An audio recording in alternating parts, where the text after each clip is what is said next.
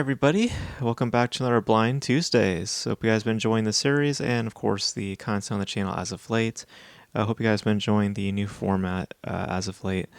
Um, we are back with another Blind Tuesdays, as I said up top.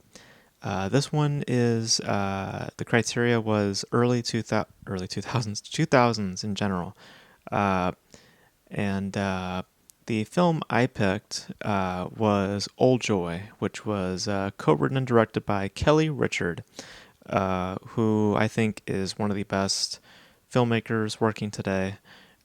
She's done some very, very strong work. One of those being Wendy and Lucy, which I really enjoyed. She also did First Cow, which would probably be her most notable work, which I also liked. I wasn't as big on, but I still enjoyed. And then this year she did Showing Up, which I really enjoyed. It was one of my favorites of the year. Tells the story of two men who reunite for a camping trip, just a one night, camping trip. And the film ultimately details the distance that is built between the two and the reasonings for that. The struggles, financially for one individual, and how that leads him on a road towards cynicism, and the other where he's more free spirited and just kind of letting things just kind of move in whatever direction, and thus having a more optimistic view of things. And it makes a comment on their very spirit, and that desire for a youthful quality, that need for silence, and that the perspective of how much time has passed, and that varying, ultimately at its core, what it's representing the most is varying states of loneliness, because these two characters are lonely, they are depressed, and that's the thing that binds them together, that is that is common, because there is a distance built between them in just their energy and how they hold themselves, but they both deep down are lonely. It's just that how they wrestle with it is the main difference. One chooses to still be energetic and still be spirited, where the other ultimately kind of falls, into a kind of a mute, persona. And in the backdrop, there's bits of political commentary, literally, played on the radio, and it's used for a double meaning. I think in one way you can view it as just noise, and in the other way it's making a statement on the economic portions of the film is addressing, and on the other side of it, the spirited way. So it's giving, as the characters, how I said, one is cynical and the other is more of an optimist. It plays with it representing so in its usage of both that political commentary and in the environment that they are in the woods at some point. And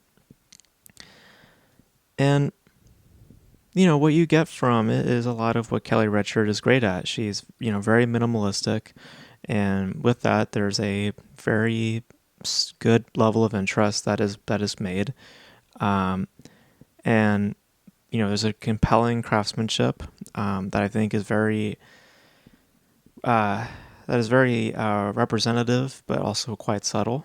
There's a bath sequence that I think really just puts the whole film in perspective for me. It's towards the end of the film, and I think that it really illustrates, a lot of what the movie is about at the core of it, and about how the mindsets of these two and how that ultimately plays to the narrative. My issues do stem from the overall design of the film. I feel that it is a bit typical, and it does, to some manner, suggest that of the style that is yet to be birthed from Kelly Reichardt, because, like I said, she's a very minimalistic type of filmmaker, and that type of quality is so rich and so dense in her in the work that is to come after this. Um, just to check real quick, I'm curious if this was her feature debut. I'm just gonna check real quick here.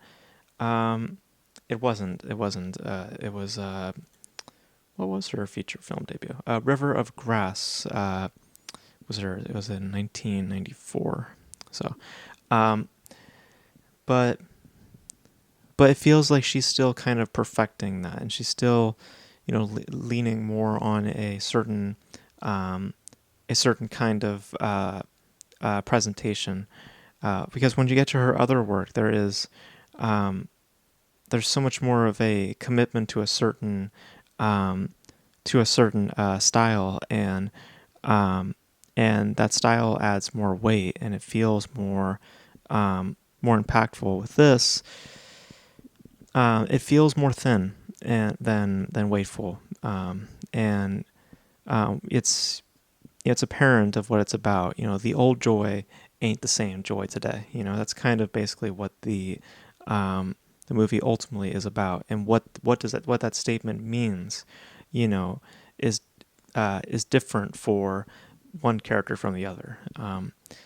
So, but beyond my desire for wanting the film to have more of an impact, I still think thematically speaking, there's qualities there that I found very interesting, and I think the performances are good. I don't think that they're anything as good as, say, Michelle Williams is in a lot of the work that Kelly Richard is in a lot of Kelly Richard's work, particularly in Showing Up. I thought she was very good in that. But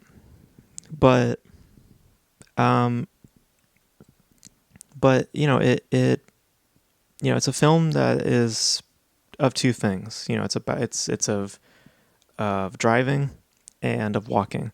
And when you have Kelly Richard directing it, I think that that sounds amazing.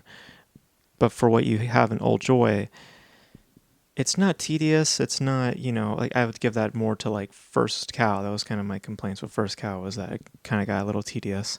It just feels familiar, and it just feels standard by, like, indie like standards. So it doesn't have that unique quality perfected down yet that Kelly Richard does so well, which is that minimalistic representation. So I think that it's a good film ultimately. Like, I still found myself enjoying it, but compared to the other work that I've seen of hers, this would probably be my least favorite of hers because of how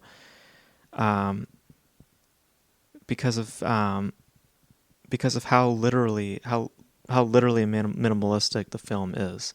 Because other films are minimalistic, but the utilization of that attitude creates for more weight and for more depth. How it is utilized here, it just feels very standard and very simple, and not as impactful as her other work. So, I also noticed that just something to note. I noticed that Todd Haynes executive produced it. I'm curious if that might have been what helped push her career forward and more to the front. I'm just kind of curious because I just noticed that Todd Haynes executive produced it. So,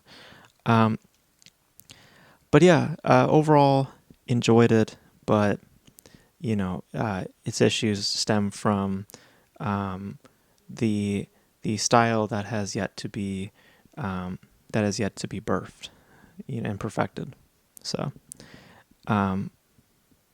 so yeah. So those are my thoughts on Old Joy. I thought it was good, but not as good as work that would come after this. So, so that is it for this review, guys. I would be doing The Wheel, but I'm going to make an exception because, if I'm not mistaken, the next time that we'll be doing this is going to be Halloween, right? Yeah, because we have the What Have I Seen Lately week coming up, so we won't have Blind Tuesdays. So then the next time we come back, it's going to be Halloween. So, of course, we're going to be doing a horror film or something that is scary, but maybe not in the horror genre. I've already picked the film, so the hint that I'll give you is that it's not a horror film, um, but I wouldn't put it past you if you thought of it. So that's the hint that I'll give you. Um, so yeah. So you'll just have to wait and see what that review is. But that's gonna be it for me, guys. Thank you guys for tuning in. Let me know your thoughts on Old Joy if you guys have seen it, and of course, just any of Kelly Richards' work. She's just really really terrific. I love all the movies that she's done. I need to see her other work like Night Moves, which I believe has Jesse Eisenberg in it, and Meek's Cutoff, which I believe is the other. Oh, and Certain Women, which has Christian Stewart, I believe, and the girl in the upcoming Martin Scorsese film, Lily Gladstone, right? Yeah, she's in the new Martin Scorsese film. So I gotta check out those films at some point as well. So, um, but yeah, let me know your thoughts on the on Old Joy in the comment section below. And that's gonna be it for me, guys. Thank you guys for tuning in. And until then, I will catch you guys in the next in the next review. I was gonna say video, but then I went with review, and then I went back. I was like, I don't know which way should I end this. I'll catch you guys in the next video. That's how we always end these videos. So all right, I'm gonna get out of here. So thank you guys for watching, and I'll catch you guys in the next video.